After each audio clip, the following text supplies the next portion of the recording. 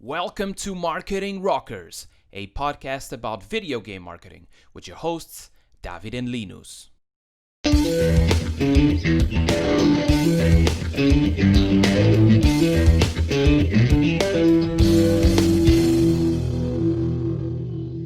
I'll have too much stuff to do after. Okay. Too much stuff? I mean, half of it is video games. What do you mean, too much stuff to do? That is also a good point. Yeah. Cyberpunk, Doom Eternal will also. Oh damn! But the PlayStation version, Doom Eternal. Oh, My heart is. Yeah, but I can play it with a sound system. Yeah, I get that. That's true. But I mean, if you have amazing headphones, that is also sounds fucking. That is also a good point. Yeah. There's a workout playlist of Doom Eternal on YouTube. It's the most amazing thing. That really gets you pumped up. Oh man, how did it not win best? Was it a soundtrack category? It was not soundtrack. It was sound editing. Yeah, that kind of makes sense. That still, maybe. I mean, I think. I mean, I cannot. I don't know about the sound editing in game. Yeah, but the music changes depending on what enemies are around you. So every enemy adds a different tune to it. I think that alone deserves a prize. Yeah, no. Because you almost feel when a certain enemy enters the arena, just by little noises in the music. I'm just bummed that if they do a next one, Mick Gordon will probably not be in it. But the soundtrack of the DLC, how did they call the guy? Like the secret twin brother of Mick Gordon. Did a very good job on the DLC so far. Secret twin. It's like the evil twin brother of Mick Gordon. Yeah, because he emulated the style so well. I mean, it sounds amazing still. Well, also, Mick Gordon stopped working on Doom Eternal and then started working with Bring Me the Horizon, one of my favorite bands. So that is also fine. It's completely fine. What is he doing with them? He produced the new CD, the new album they did during the pandemic. The Death Stranding one? Oh, no. No, there was after. So Doom Eternal released, November? No, it was late February, right? And then the pandemic hit. And yeah, Bring Me the Horizon. Well, and all the other bands were stuck at home. And a lot of them composed, recorded, produced music. And Mick Gordon worked together with Bring Me the Horizon. So there are some songs that you can really listen to the influence there. Well, you noticed the Mick Gordon touch? Oh my God! I will send you the song after this. No, I have to listen to the this. Song is Bring Obey. Me the Horizon, right? Yeah, Obey. Bring Me the Horizon. You can really notice the synths in the chorus. You listen to this and you say, "Wait a minute, is this Mick Gordon in this thing?" Was Mick Gordon any famous before Doom? I mean, this is really a guy where I feel like his music career was kicked off by an action game. I don't know. I think he was working on other Bethesda games before. He also worked on that hero shooter by Cliff Bleszinski. How was the name? Lawbreakers. Yeah, it died after, 2 weeks. Yeah, it was a shame. Yeah, but soundtrack was pretty dope. But yeah, it launched in a world of Overwatch and Paladins and every other shooter that was doing the same thing, and then another hero shooter trying to do the same thing. It's like, okay, come on. I was also surprised.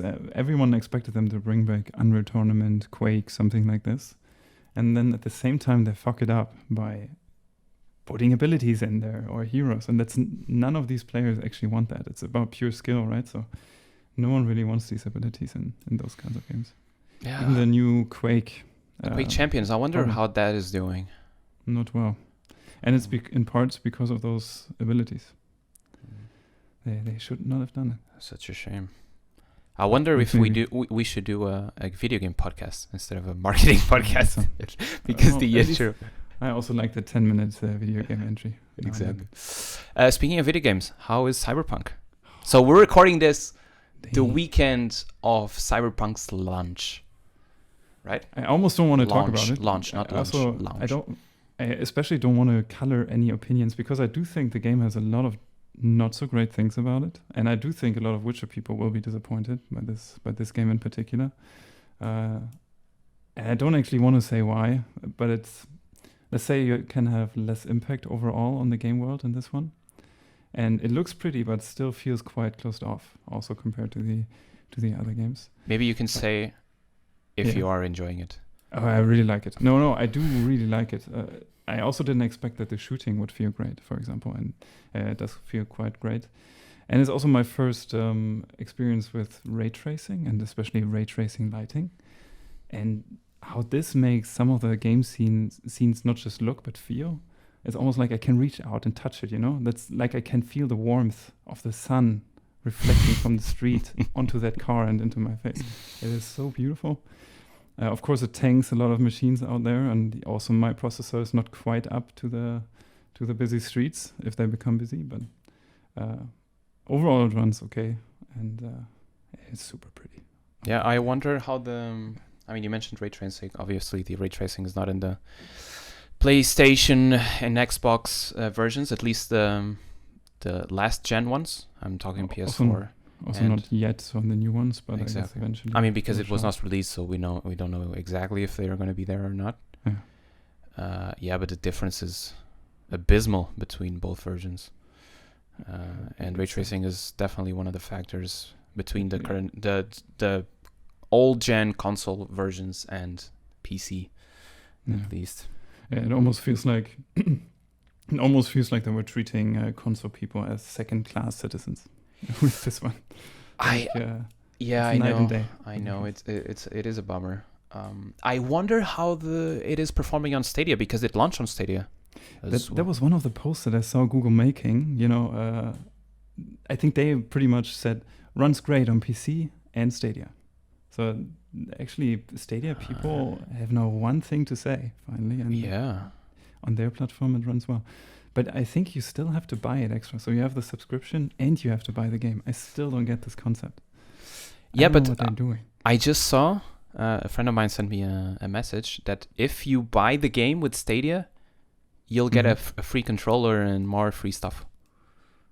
So they're really pushing the Cyberpunk stuff as a selling point for Stadia, not the other way around, which is kind of weird, right? It's like, hey, you can have Stadia, and if you have Stadia, you can play Cyberpunk. It's not the other way. It's if you buy Cyberpunk, you can play it on Stadia. Like, wait, how? What? So you get more stuff if you buy Cyberpunk on Stadia? For Stadia? Okay, interesting point. But I have a friend that bought it for Stadia, so I will. He has exams and stuff, so he will not play it until the vacations. But he will give me his point of view on Stadia, which I find it very interesting. I haven't seen any comparisons yet. I guess CPU problems will not be apparent on Stadia. Wondering about the ray tracing maybe, but at least it will run fluid all the way through, I expect. Yeah, let's see. Could be. I mean, if so many people on PS4 and Xbox are struggling as they are, or at least it seems that they are, and Stadia is a feasible alternative, come on, it's insane, right? That's true. That's the thing that was the laughing joke of the video game industry for the last year or for the last 2 years. Now it's like, hey, the biggest launch in the industry in the last 2 years, Stadia runs it well. Well, maybe Stadia is not so bad as everyone thinks, right? Yeah, and speaking about cloud services, there's actually a no-compromise version of this. If you would play it on GeForce Now, which is a similar streaming service, I think you get the full graphics feature set as well, on whatever resolution you want. I don't know what prices are on GeForce Now, to be honest, but that is also an alternative. That is not talked about, I guess, so much. All right. Shall we get into the episode? Yeah, let's kick it off. Intro now? No, the intro already was here, so we can go into today's topic, which is, you want to say it? AAA. Again, AAA, Facebook AAA campaigns and our experience with AAA. For the ones that don't know what AAA is a type of Facebook user acquisition We forgot campaign. one thing. Yeah, forgot one thing. Tell me. Your question.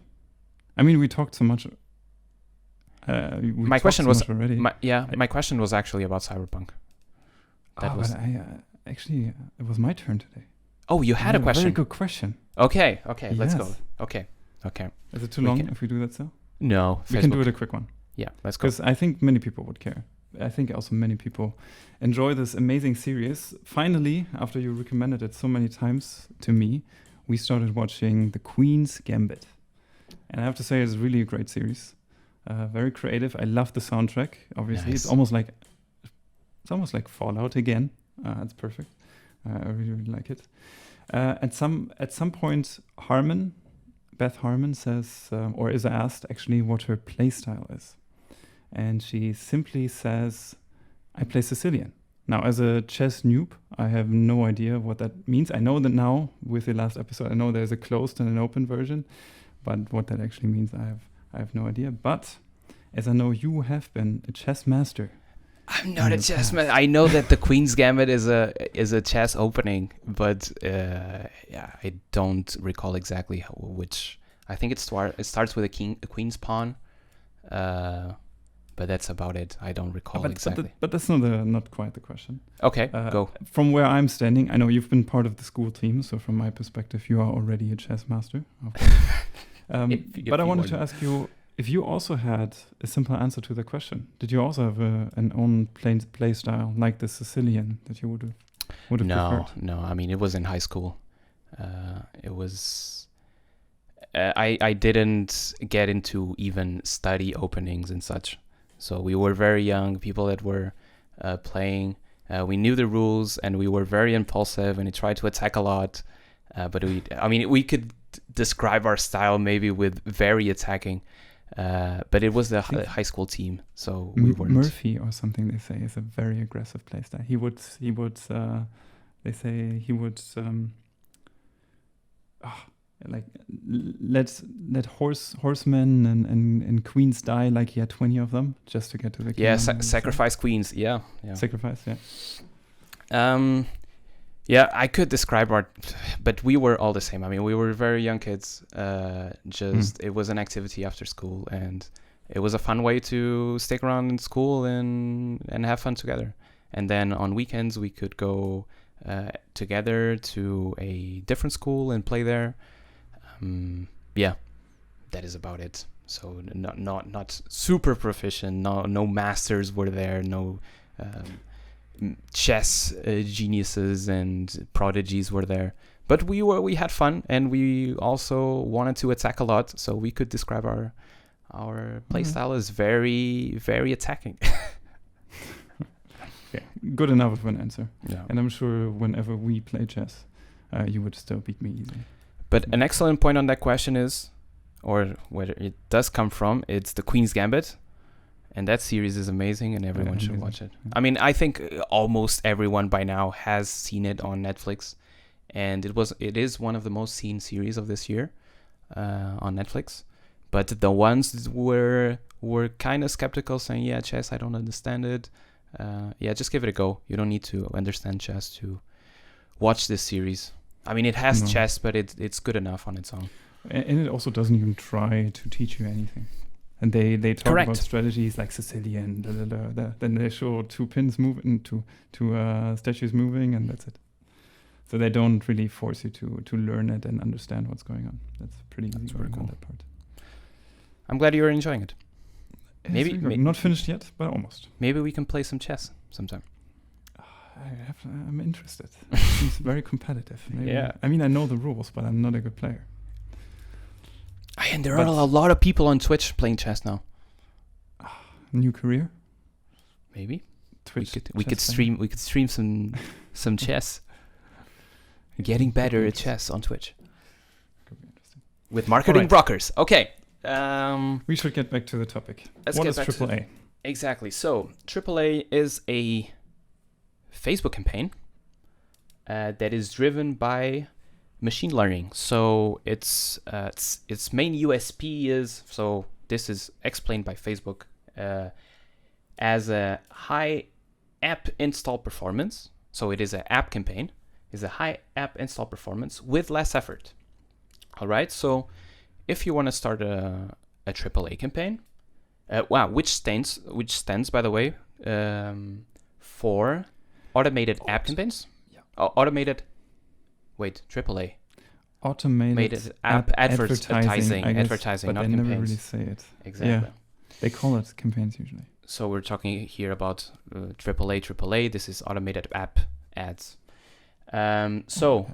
What do you need to start a AAA campaign? You upload a set of creatives, you upload a set of headlines and descriptions, and the system will deliver the best performing combinations to the most relevant audience. And that is it. So you don't have to put any targeting inputs besides geo, besides language. You can also touch the language. But that's it. You upload creatives, you upload headlines, you upload descriptions, you put the budget that you want to spend, obviously. Maybe some geo, maybe some language, but that is it. So it is as easy as it can get. That is the easiest approach to do an app campaign at this point, right? Right. So we have been, and now I can maybe structure a little bit what we'll be talking about AAA campaigns.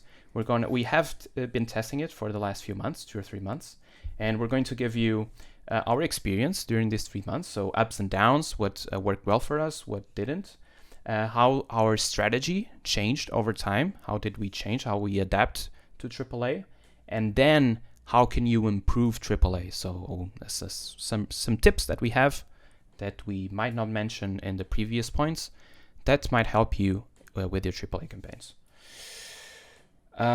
So this is what we're going to discuss today. Let's start with the first one maybe. So experience during the last 3 months, ups and downs. Linus, what did you think about AAA? What was the positive? I was actually especially curious about what you think about AAAs, because you've been working with them starting more recently than I have. I've been pretty much there from the beginning. But to sum it up, the biggest up for those campaigns obviously is that it pretty much replaced most of our traffic. We do try here and there to run some business as usual campaigns, but overall those campaigns are much more efficient in actually placing our budget compared to the other ones. And at the same time, it also made other optimization modes not just valuable, but also feasible as a whole. So before AAAs, we were very heavy on value optimization. It was pretty much the only thing really that made sense to do. Of course, we also wanted to keep our games alive, so we would have substituting install and purchase optimized ad sets at least. But overall, it was always the goal to have the value campaigns paying for all of it in the end and just generating volume. Now with AAA, that whole thing became way more efficient. And also what it made viable, which is actually my biggest highlight with AAA, is not the value optimization, not the purchase optimization, but install as a whole. Install for a long time hasn't been really interesting for us because of one, the price, and then also its efficiency of not driving any revenue. But now with AAA, the price is even further down, so it's much more interesting to actually drive those volumes with install optimized AAA campaigns. Of course, this also gives us the option after 2 or 3 years for the first time to target single countries as well, just because the volume is there, going in there with a AAA install campaign.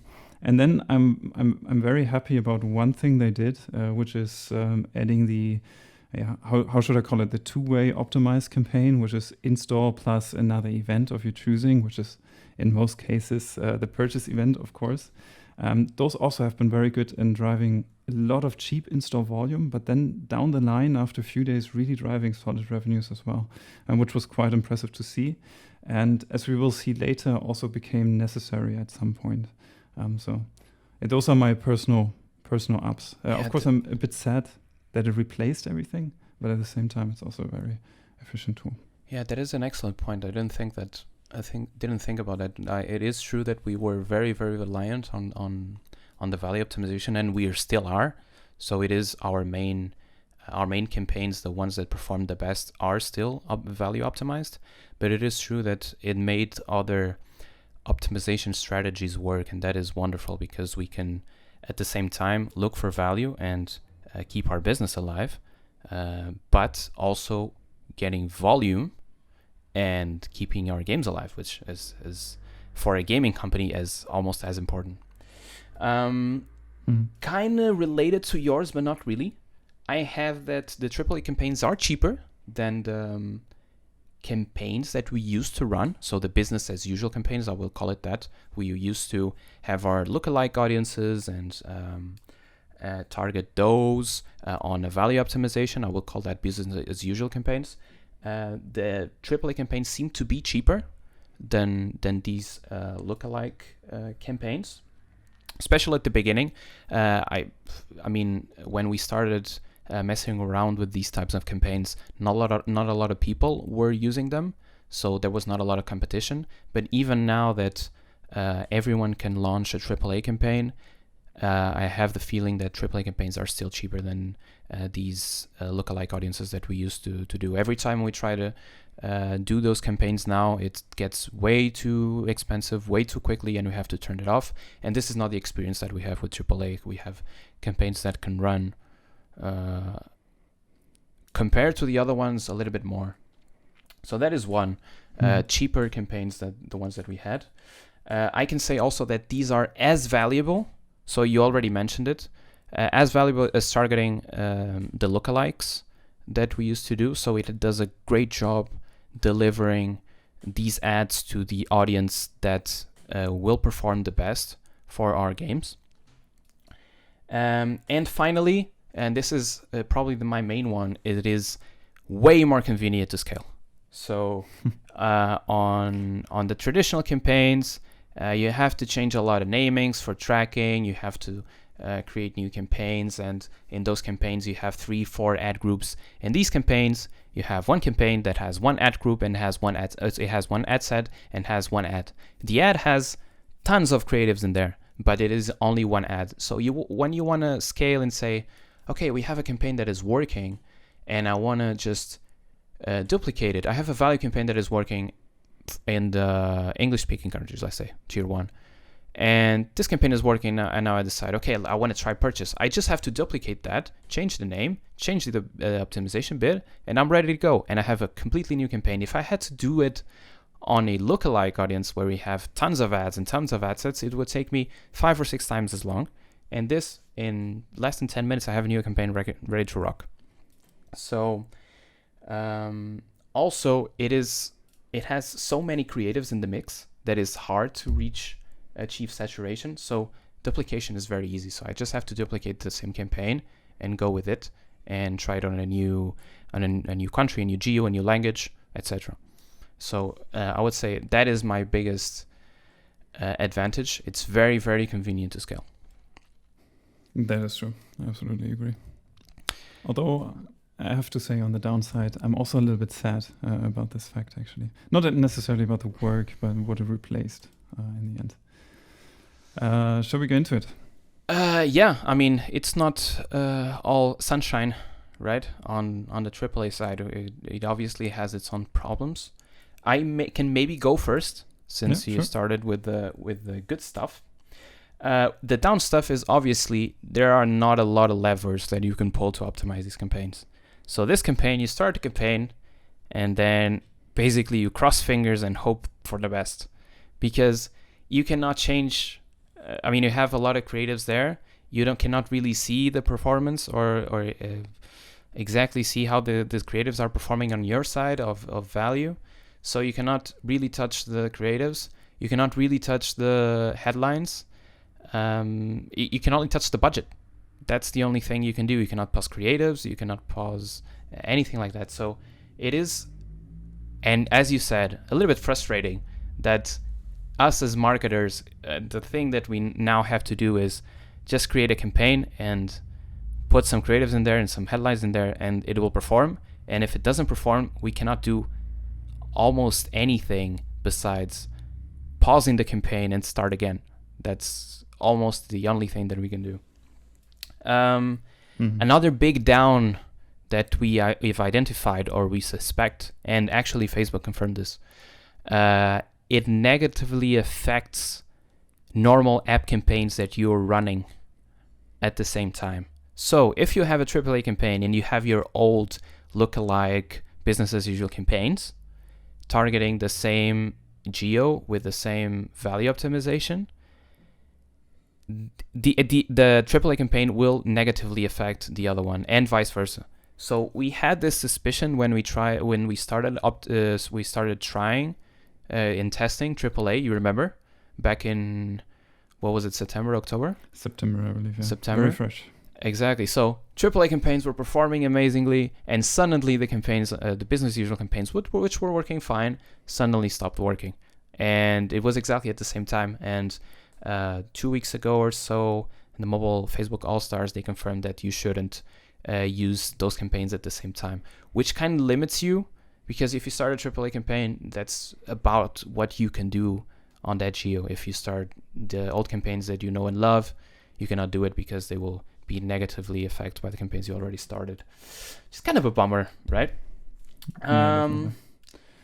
Yeah, and then I have, I already spoke a little bit about this. The creative performance tracking is kind of a nightmare, just because Facebook doesn't give you a lot of information. As I mentioned, you only have virtually one ad on Facebook, and you cannot send information to your BI or whatever to track which creative is performing the best, and then you can touch. Facebook gives you some KPIs, obviously, but you cannot track it on your side, and that kind of limits you.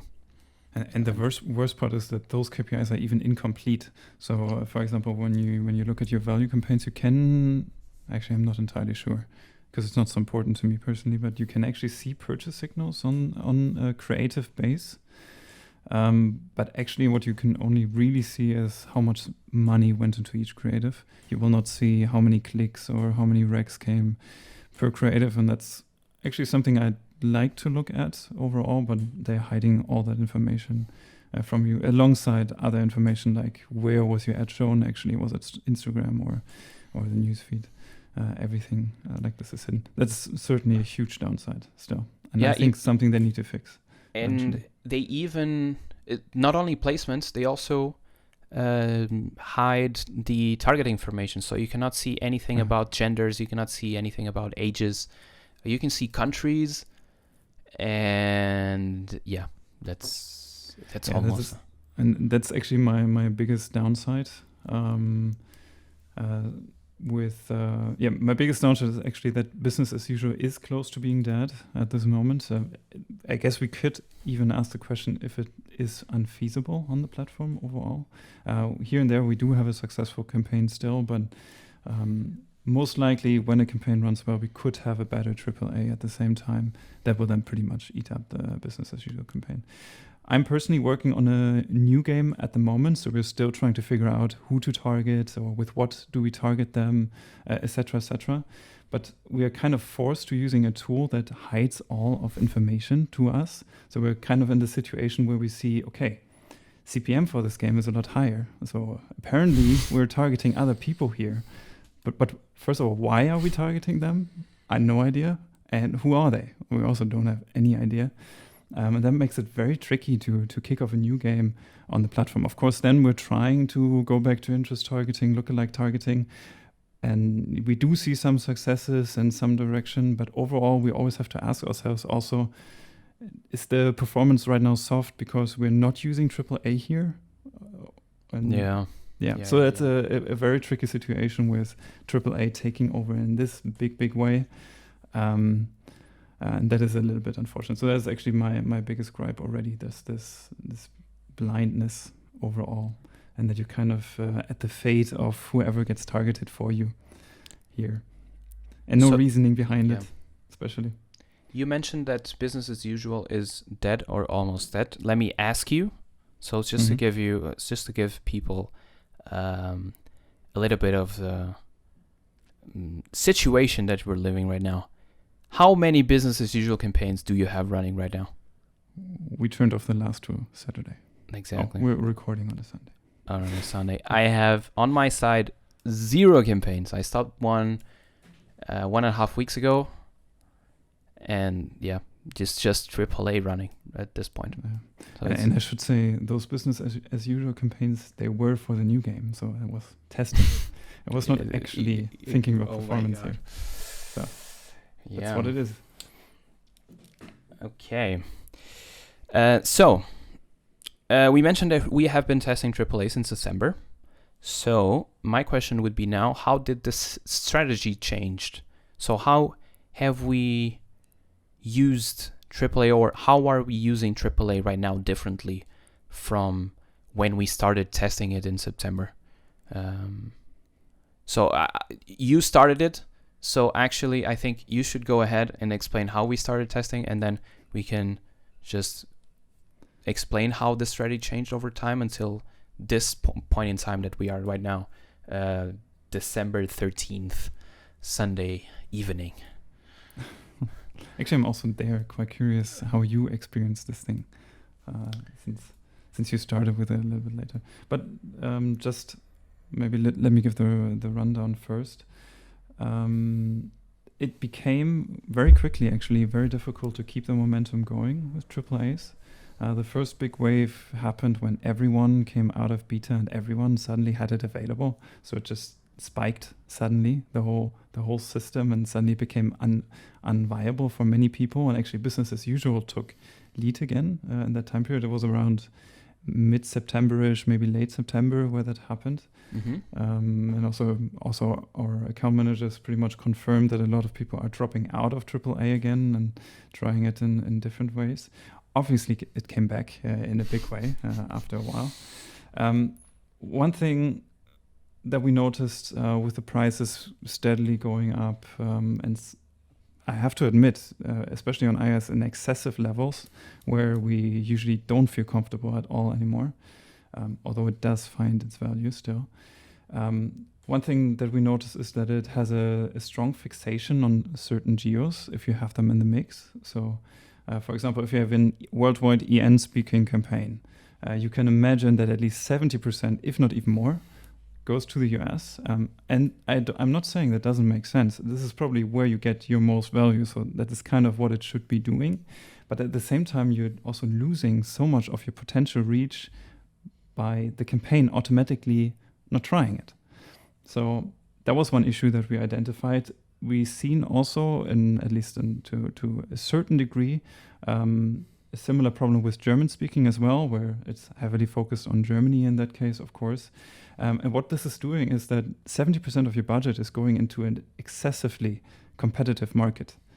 So it will always be ultra expensive and using most of its budget and thereby not using it anywhere else. So you're only buying this super expensive traffic there and pretty much ignoring everything else. So that was one problem that we had to get away from. So ultimately, what did we do? We spun off, as David mentioned already before, it's a very quick thing. We spun off a lot of campaigns into language clusters, geo clusters, and tried out a lot of things. So first step, of course, was English, German, French, Spanish, spinning all those off in AAA value in that case and see how it is going. Then after a while, we may notice, okay, we're buying only US traffic. Let's put an EN campaign out there without the US and try to tackle the US as a single state. Maybe on value first. If we realize that didn't work on value, we might spin up a purchase optimized AAA campaign. And if we realize that doesn't work, we try it with install MAI. And this process we have been doing for several languages. Even with France, the situation can happen that AAA value is not viable. So we take the French traffic worldwide and then maybe try to tackle France in its own right. And with that, in the beginning, AAA was supposed to be simplifying the whole thing, making it so much more easier. In the end, we ended up with way more campaigns than we had originally, doing it the business as usual way. It's fascinating, right? So a product that was supposed to simplify everything, and we end up with more campaigns than when we started off with. Yeah, I have exactly the same notes. So we started targeting everything with no language targeting and ads in English, right? So that was the first thing. Then we started splitting the value campaigns because we thought, hey, value only comes from value optimization. So we start splitting it by language. Then we said, okay, we have all these languages. We have only value. Let's try the new optimization, the other optimization strategies. So we have every language with 2 or 3 optimization strategies. And then we said, hey, we are focusing in the same language in only one country. So let's split those countries. So we have several languages with several geos in the same language with several optimization strategies. So long story short, we started one campaign with no targeting, and now we have more than 20 or 30 campaigns. It's only AAAs. So a product that was supposed to simplify everything just made everything way bigger. Yeah, it's amazing to see. Before AAA happened, what did we do? We had a maybe German, English, Spanish, French, so-called Halo campaign running with 3 ad sets and different optimization modes. That's it. And then we would just see how it goes for the moment, maybe alternate creatives eventually, depending on what it does. But now, at peak, I checked, for one of our games, there were 30 campaigns in parallel. Just all the different optimization modes tested, sometimes single geos, sometimes languages, sometimes, one language with all optimization modes, everything running at the same time. And then every morning you sit there and you check day by day, does this really make sense? Or should I spin it off again into something else? It somehow created way more work. But at the same time, also the volume that it creates is amazing, right? So it's more work, but... Exactly. And enable to... target countries that we wouldn't target in the past. It's what you mentioned previously as well. That given the optimization strategies that we were using in the past, so only value, we were not able to target certain countries because the countries were too small. And now with other optimization strategies, these countries become feasible again. And that is great news. Great news, I would say. It comes with more work of splitting these campaigns into several languages. Yeah, it comes with maybe less optimization levers that we as marketers can pull also, but we can also target these countries. So, it's positive and negative at the same time. It is fascinating, to say the least. So I'm really curious, and maybe people can also reach out to us. I'm really curious if this development happened also for other people overall. I don't know. I hope we're not unique in this. Or maybe I should hope that we are. Did we ask our account managers if we were unique with this? No, they are very surprised on how our account looks at the moment. They thought we would... how do they always call it?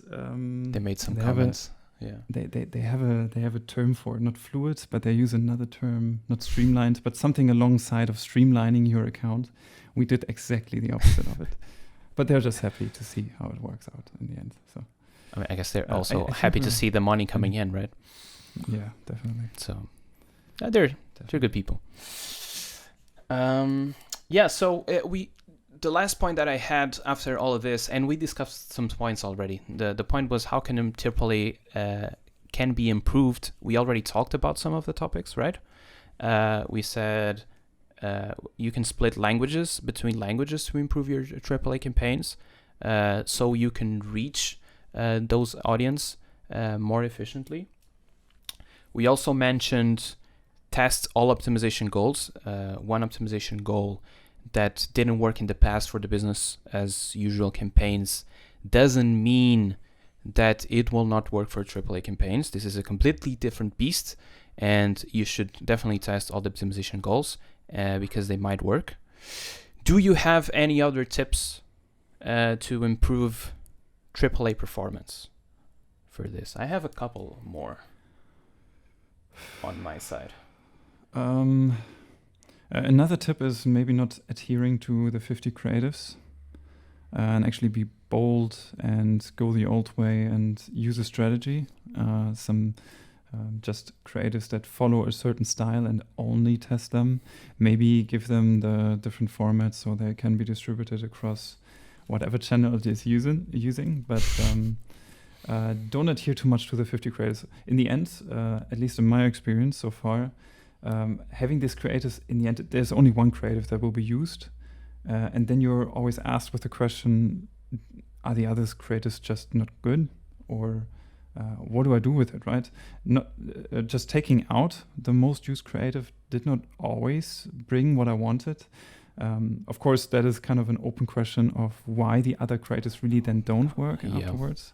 There might be a learning effect maybe, since they were not really used in that campaign, like a negative malus or whatever. So I think one tip from my side would be, even though it's kind of goes against recommendation, put in the 4 creatives in there that are coherent and that follow your idea for that campaign, and see where that goes, because then you will actually learn something from those creators. If you just put everything in there, you just see, okay, this thumbnail of my video got most of my traffic. That probably doesn't mean that going with thumbnails is the best idea at the same time. I have a tip for creatives as well. So from my side, I have used creatives that didn't work in the past.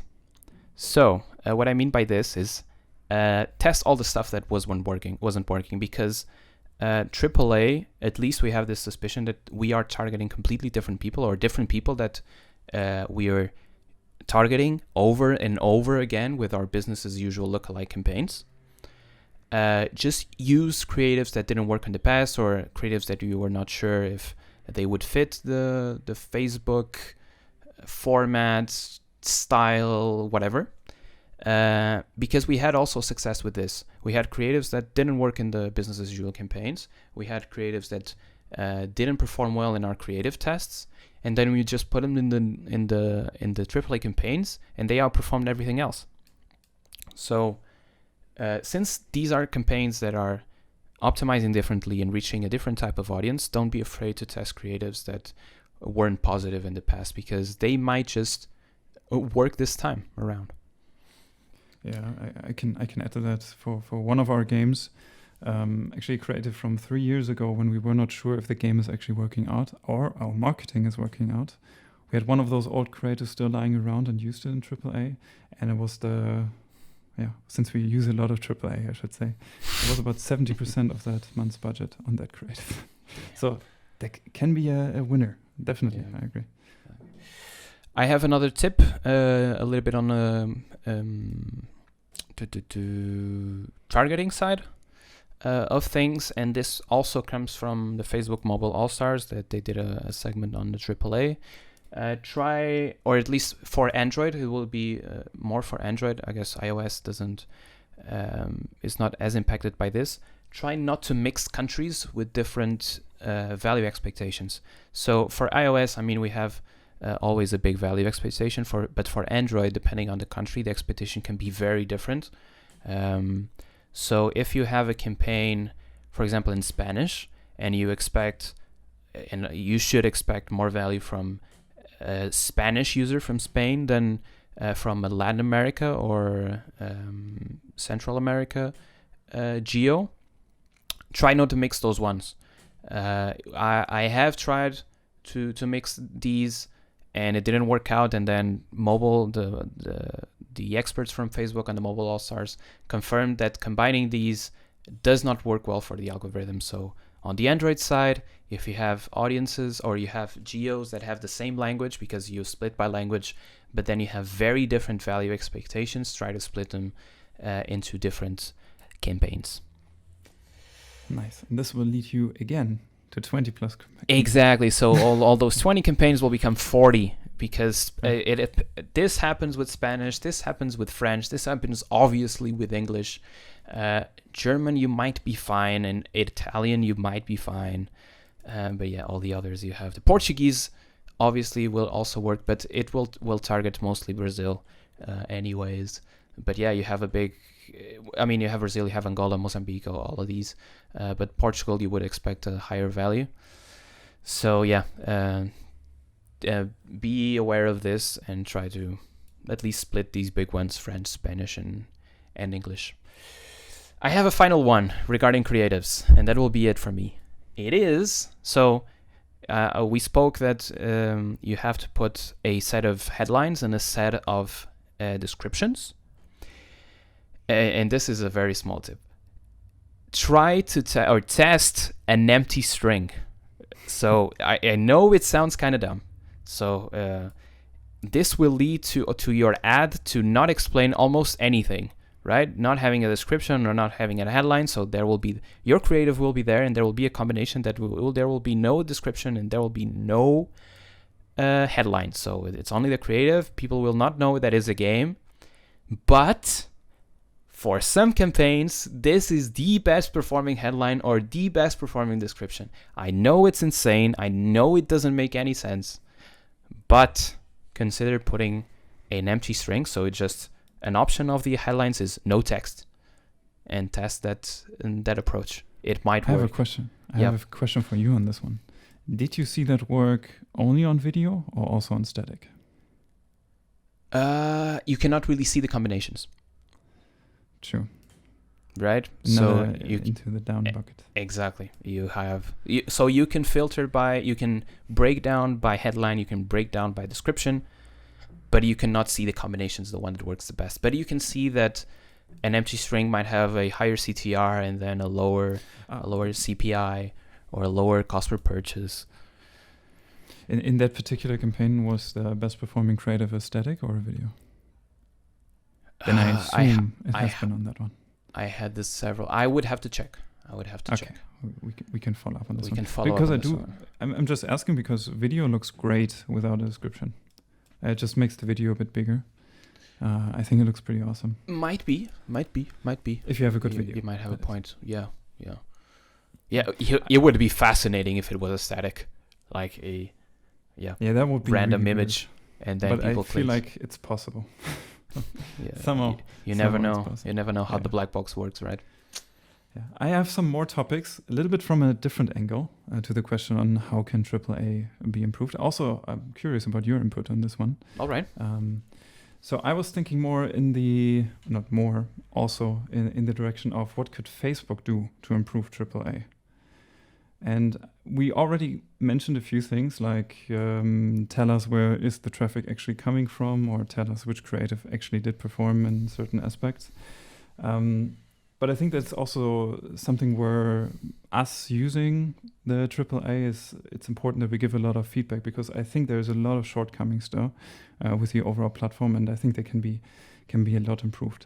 One big thing, the one that we already mentioned, is of course clarity. And with clarity, I mean telling us what is going on. For me, it's super frustrating that I cannot see where our traffic is going. Am I successful on Instagram? I have no idea. Maybe it's the story. How would I know at this moment? Because this would, of course, also give us the option of customizing our creatives for AAA for the platform that we are actually successful on. Now we just have to add kind of all the formats and see that it makes sense. But maybe we can actually focus on one of them. For example, then not having a description could make a lot of sense because it looks shitty in stories, right? Then we just leave it away and stories looks better because of it. Then, as we mentioned, the breakdown of the signals, hugely frustrating that I cannot see how many recs I get per creative. I only see that it uses the most much budget, which is probably a good thing, but I don't know really at the same time. And then the biggest problem with me with AAA is the signals actually themselves, because if we look at our AAA campaigns at the moment, we see thousands of purchase events, sometimes thousands, that we cannot back up with our database at all. And that seems to be, and this is kind of a feeling situation, seems to be because there might be some wrongful attribution by the campaign, but also some secret reattribution in the mix. And they really need to filter that stuff. I need to know that half the signals that Facebook is using right now comes from users that already are playing the game. So I have a little bit of input for you in the Mobile All-Stars. They said that you are not retargeting users. So if someone, by Facebook, they confirmed that you would not be retargeting people that use your app in the last, I don't know if it was 180 days. but they at least confirmed that. So according to Facebook, those are not retargeted users from the last 180 days. But who knows, right? Yeah.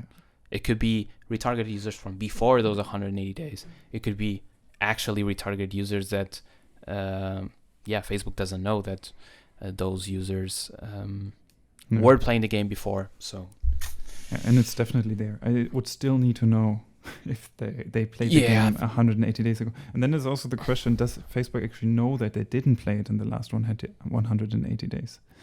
There might be reasons why that information is not there, right? How does Facebook know that he played the game in 100? Okay. There's the SDK.